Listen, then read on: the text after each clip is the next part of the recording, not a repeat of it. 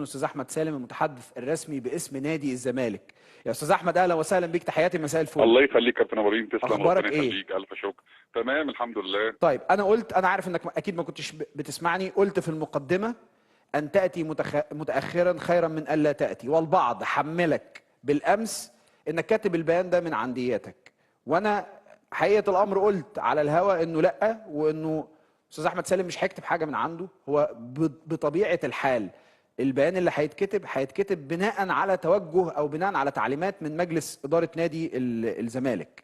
ثم ذكرت البيان اللي نزل دلوقتي حالا وقارنت بينهما، وأرى أنه بيان اليوم كان بيانا مميزا موفقا، ولو كان نزل بالأمس أو أول من أمس لما وصلنا إلى ما وصلنا إليه. أنا بكلمك بصراحة شديدة، وعشان أنت ما كنتش موجود معايا ومش سامع فبقول لك بالظبط اللي أنا قلته. اتفضل يا أستاذ أحمد. لا بص، اولا طبعا يعني انا حتى ضحكت لما، او يعني شيء مثير للسخريه فكره ان هم يتهموني بكتابه البيان، لان ده امر لا يليق بنادي الزمالك. نادي الزمالك مؤسسه ومؤسسه كبيره وبتدار بنوع من يعني النظام المؤسسي، ومفيش كلمه بترد على لساني او مكتوبه في الصفحه نفسها غير ما بتكون اصلا عباره عن صياغه لقرار لمجلس الاداره او للاداره، او مجرد بيان ينشر بعد مراجعه كامله من الاداره. فده طبعا امر محسوم تماما، يعني ما اعرفش هم بس كميه الاشاعات امبارح والنهارده، سواء بقى تصريحات ذكرت على لسان كابتن حسين لبيب زورا وكذا كابتن حسين، مش اسلوبه اصلا خالص. بعض المواقع نشرت ان هو قال كلام مش عارف لعيبتي ما تعتذرش، اطلاقا اطلاقا ما حصلش ولا دار الحوار ده خالص. وكابتن حسين يقدر جدا جدا الروح الرياضيه، والله راجل لاعب دولي سابق في كره اليد وعارف يعني ايه اخلاق رياضيه ويعني ايه اللي غلط يعتذر. فما لم ترد على لسانه جمله زي دي خالص.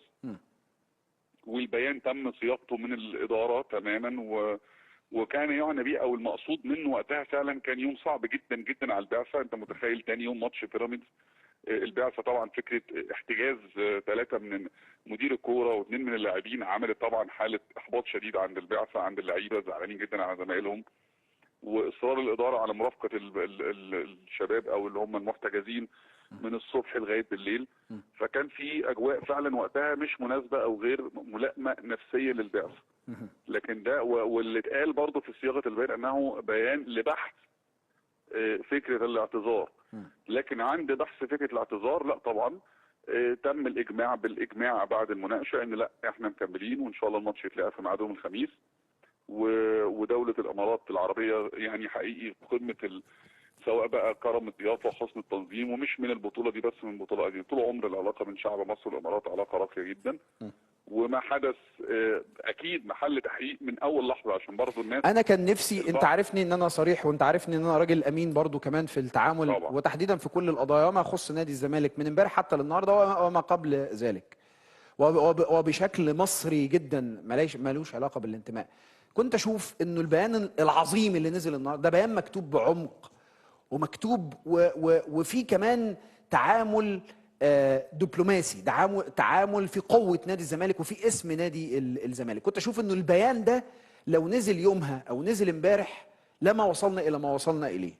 عايز اسمع رايك يعني بصراحة، عايز اسمع رايك. لا بص، يعني احيانا في مواقف بيبقى لها ظروفها في وقت معين، او يعني يوم الواقعه نفسها. تخيل البعض ان الواقعه انتهت والامور حسمت وتم الاعتذار وتوجيه الاعتذار مره واثنين وثلاثه، وما زال الاعتذار قائم طالما في مخالفه للقانون. وبرضه لفكره ان هل حصل اعتذار من نادي الزمالك وقتها يومها؟ يعني كل اليوم نفسه، يوم المباراه وثاني يوم، كان عباره عن اعتذارات واحترام شديد لاي قرار هيصدر. واي قرار صدر فعلا كان ليه كل الاحترام وقتها قانوني. مش ده الكلام اللي طلع، مش ده الكلام اللي طلع يا استاذ احمد، وفرصه انك معايا، مش ده الكلام اللي طلع اللي اتقال انه الزمالك يرفض الاعتذار، ان الزمالك هو الذي يحتاج الى اعتذار؟ كل ده لا وانه الكابتن حسين لبيب اتقال له اقعد يا كابتن حسين والموضوع ممكن يخلص، والكابتن حسين كان مستاء جدا جدا وبالتالي رفض الجلوس، وبالتالي الامر تفاقم الى هذا الحد. انت معايا فاقول كل دي حكايات وهميه لم تحدث على الاطلاق.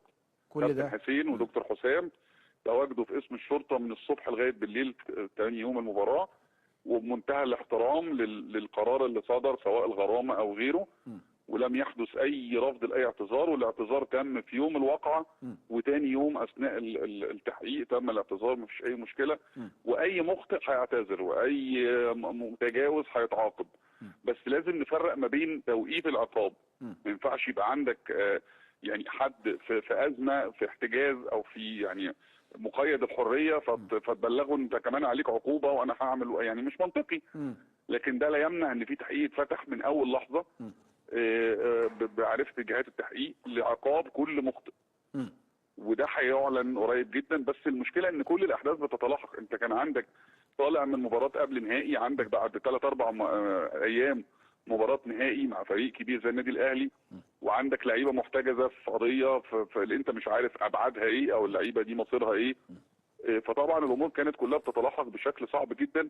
ما ينفعش نعزله عن بعض، يعني ما ينفعش انا اقول لا فين القرار، العقاب هيجي في وقته، والاعتذار في وقته، وكل حاجه في وقتها، وان شاء الله الازمه تعدي على خير. ونتمنى ان هي بس لا تلقي يعني بظلالها او باي تاثير على العلاقات المصريه الاماراتيه، اهم حاجه، لان شعب الامارات دايما معروف عنه حب المصريين، والحب هنا متبادل والاحترام متبادل. طيب خليني اسالك من وجهه نظرك، يعني ايه اللي كان ممكن يحصل ما يوصلناش للي احنا وصلنا له دلوقتي بكل صدق؟ يعني انا طبعا بشكرك ان انت قلت انه الكواليس دي مهمه جدا، انه نادي الزمالك قدم اعتذارا في وقتها. بشكرك انك دلوقتي بتؤكد مره تانية وثالثه على عمق هذه العلاقه وعلى انه اعتذار نادي الزمالك قائما. بشكرك انك وضحت انه هناك خطأ حصل، وبالتالي كان الموقف اللي احنا فيه ده، لانه البعض ذهب الى انه لم يحدث خطأ يا جماعه وما حصلش حاجه، وانه احنا نعتذر على ايه ونعتذر عن ايه. انما لا بص يا ابراهيم، هو الكلمه، عارف، كل كلام بيتم تاويله في السوشيال ميديا ب100 معنى. هو كل اللي اتقال فيما يخص ان ما حصلش حاجه، لا، هو دكتور حسام المندوق قال ان دي عصبيه او يعني مشادات ملاعب بتحصل في ملاعب كتير، لكن مش معنى كده ان ده نوع من تهوين اللي حصل. انت يعني طبيعي في اي موضوع بتحاول توضح انه ما كانش فيه تعمد او قصد ايذاء او قصد اهانه اطلاقا، انها كانت نرفزه بعد مباراه. لو حصل فيها خطأ وثبت بجهات التحقيق ان ده خطأ، كل واحد يتحمل مسؤوليه خطأه قولا واحدا وفقا للقانون. طيب عايز اسالك سؤال بصفتك زملكاوي وليس بصفتك متحدثا اعلاميا باسم نادي الزمالك. هل من وجهة نظرك كنت ترى ان التلويح بفكرة الاعتذار كانت موفقة في هذا الموقف في هذا التوقيت؟ انا بقول لك اهو، انت لست المتحدث الرسمي، انت الاستاذ احمد سالم مشجع نادي الزمالك. بص، صعب افصل ما بين دي ودي، يعني صعب اقول راي شخصي في حاجه هي امر رسمي، لكن صدقني كل حادث او واقعه معينه لما بتبقى انت جواها او بتبقى في ملابسات معينه، ممكن بساعتها بيبقى عندك ضغوط محدده. يعني يكفي اقول لك ان البعثه او اللعيبه او جوميز او كلهم كانوا في حاله يعني عايز اقول لك ايه، مش عايز اقول انهيار، لان طبعا اللعيبه لا، وانا عرفت انه اعتقد نجوم الفريق امبارح الساعه 12 او 1 بالليل زاروا زمايلهم، عرفت ان شيكابالا وزيزو راحوا زاروهم. بالظبط، يعني اليوم الاول ده كان يوم صعب جدا على البعثه كلها، وكان في ضغط شديد جدا جدا نفسي وعصبي عليهم. وده وقتها يختلف عن فكره ان انت مش عايز تعتذر. يعني حتى في حياتنا العاديه، انت لو عندك حد يهمك وواقع في مشكله، اكيد بتطمئن الاول انه يطلع من المشكله، بعد كده بتعاقبه بتجازيه. دي امور ما تنعزلش. مش معنى ان انت عايز بس تطلعه من المشكله ان انت تهاونت او تجاوزت عن الخطا نفسه. طيب، هو السؤال، احنا دلوقتي اتقال انه نادي الزمالك كان المفروض الموضوع هيخلص، بس نادي الزمالك رفض فكرة ان اللعيبة ما تخشش الامارات مرة تانية او يبقى مطلوبة على ذمة القضية مرة تانية. احنا عايزين نفهم من حضرتك الاجراء القانوني. لا غير صحيح اطلاقا. نادي الزمالك واي كيان في الدنيا مش من حقه يعترض على اي احكام اي هيئة قضائية في العالم. عظيم. ما حصلش اطلاقا ولم يعرض اي شيء مشابه لده. ولم يعرض اي شيء مشابه لده. لا خالص. لا، اصل اتقال ايه؟ نادي الزمالك اتكفلت اللعيبه ال 600,000 درهم، ولما تكفلوا بالتالي هم هيخرجوا، خلاص دي كفاله وبالتالي هم هيخرجوا. اتقال انه لا، ده الزمالك قال لا، طالما هم هيخرجوا يفضلوا على ذمه القضيه ويبقى في منع سفر او يبقى يرجعوا تاني علشان يتحاكموا، لا احنا مش عايزين ده واحنا مش عايزين نلعب وهكذا ضغوط. لا كل دي شائعات، ما حصلش الكلام ده خالص ولا كان في. اصل انت مش مقاوله، مش بتفاصل مع حد فيقول لك برافو عليك برافو عليك كفاله بس. لا ده قانون، فلا طبعا اطلاقا. اي قرار صدر او هيصدر من الهيئات القضائيه سواء في دوله الامارات او في اي دوله في العالم لازم يحترم وينفذ حرفيا. طيب خليني اسالك ما بقى فيهوش فصال، يعني طيب. الاحكام القضائيه ما فيهاش فصال. طيب خليني اسالك احنا بقى هنعمل ايه؟ يعني احنا دلوقتي الموقف دلوقتي ان احنا عندنا 3 مصريين محتجزين، ومن المفترض انه بكره يعني هيتعرضوا لمحاكمه عاجله. هل المحاكمه العاجله كما وصلنا من انبائها عن طريق الفيديو كونفرنس؟ ده رقم 1. رقم 2، الاجراء القانوني المتبع ايه؟ احنا جايبين محامين ولا ايه اللي حاصل في الحته دي؟ معرفش، عايزين نعرف يعني. والله معانا فريق محامين كبير جدا، غير يعني عشرات المتطوعين من المحامين المصريين بصفه عامه والزملكاويه بصفه خاصه. وما اقدرش اقول لك القرار هيبقى ايه، برضه ثاني هرجع اقول لك سياده القضاء اكيد، بس ان شاء الله يعني القضاء الاماراتي اكيد هينظر بروح القانون للموضوع. ان الموضوع كان يعني مشاده طبعا فيها تجاوز او فيها تطاول، ولكن برضه يعني داخل المستطيل الاخضر او داخل الملعب ما كانش في اي تعمد، كان في يمكن سوء تصرف شديد. فاتمنى ان شاء الله ان يكون يعني القرار في روح القانون او في رحمه القانون باذن الله. الزمالك هيلعب ماتش السوبر ان شاء الله. خلاص الامور على الجانب الثاني اللعيبه. البيان الاولاني قال ان هناك دراسه ما انا تاني بقول لك اهو، الوضع يوميها كان في منتهى السوء نفسيا للبعثه كلها بالكامل. متاخده في دوكه، يعني عايز تقول متاخده في دوكه من امبارح لتاني يوم بعديها على طول. لعيبه محتجزه ومش معروف مصيرهم وازمات قانونيه واسام فطبعا الوضع كان سيء جدا واللعيبه مش عارفه يعني كان الوضع كله في منتهى السوء للبعثه. هو ده المقصود بالضغوط غير المحتمل. لان انت النهارده عشان انت عارف طبعا الحمد لله يعني يمكن في وجود شيكابالا وعبد الله السعيد وعمر جابر وزيزو وكباتن الفريق، فريق فيه روح يعني اخوه عاليه جدا. وهم كانوا يعني متضايقين جدا وزعلانين جدا. مدير الكوره كابتن عبد الواحد السيد او دونجا او مصطفى شلبي بالنسبه لهم صعب ان فجاه يبقى زميلي في ازمه زي دي وانا بتمرن وبلعب وبستعد، امر صعب تحمله وقتها. هو لكن بعد استعراض الموقف ما بين كابتن حسين ودكتور حسام وبعد مراجعه اعضاء مجلس الاداره، لا تقرر ان اللعب عادي في ميعاده وان شاء الله الازمه هتنتهي باذن الله على كل خير. اتقال انه الكابتن عبد الواحد السيد اصلا ما كانش اسمه موجود، والاسم اللي كان موجود كان صبحي، وانه كابتن عبد الواحد كان رايح يخرج الولاد فقالوا لا انت نازل في الفيديوهات اصلا اللي اتفرغت فانت كمان متهم. الكلام ده صح ولا لا؟ بص اتقال كتير قوي. ما اقدرش افيدك لان ده طبعا امر قانوني، لكن اعتقد ان اكيد جهات التحقيق يعني او مستقبلا او في الروايه دي اصلا حصلت. يعني هو كان الكابتن عبد الواحد مفيش اي روايات مؤكده خالص، كله بيتقال كلام سوشيال ميديا. هو كل يعني حتى تفريغ الكاميرات او الكاميرات اللي انتشرت على السوشيال ميديا ما اعرفش هل هي دي اللي تم الاستناد اليها ولا في كاميرات ثانيه.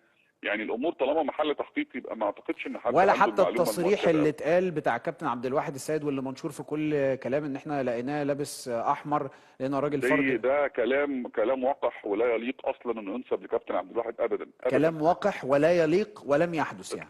اطلاقا كل ده كلام فبركه مواقع. للاسف الشديد ان مواقع كنا نتخيل ان هي يعني فيها نوع من المهنيه، يعني عايز اقول لك ايه، انزلقت او يعني تدنت في الازمه دي لاختلاق وفبركه تصريحات وانتشرت بشكل فيه نوع من الاستفزاز. ولا كابتن حسين قال اطلاقا ان ما عنديش حد يعتذر اطلاقا. الجمله دي لم ترد على لسان كابتن حسين اطلاقا، ولا صرح لاي جهه اعلاميه في اي وسيله باي كلمه تماما.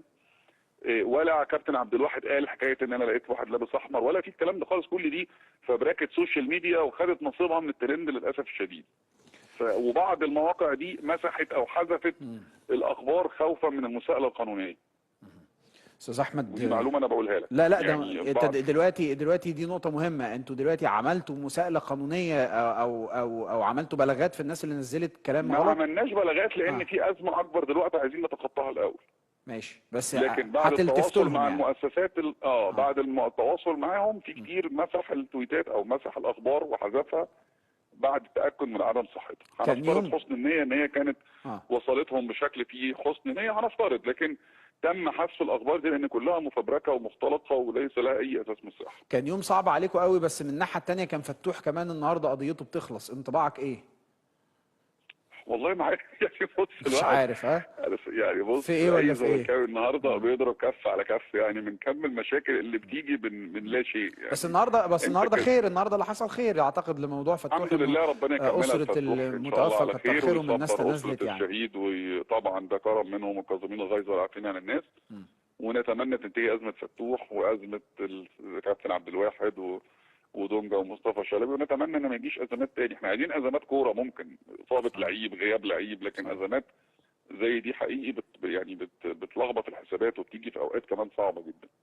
انا بشكرك طبعا، لكن شكرا. ان شاء الله فريق الزمالك قدها، واللعيبه عندهم روح عاليه جدا جدا، واتمرنوا النهارده بمنتهى الجديه، وعهدوا الدكتور حسام وكابتن احمد سليمان كابتن كابتن حسين لبيب على ان هم ان شاء الله يلعبوا بطوله قويه ويرجعوا لنا بالبطوله باذن الله. ان شاء الله باذن الله على خير، ان شاء الله على خير، ان شاء الله باذن الله. بشكرك شكرا جزيلا. الله يخليك، تسلم.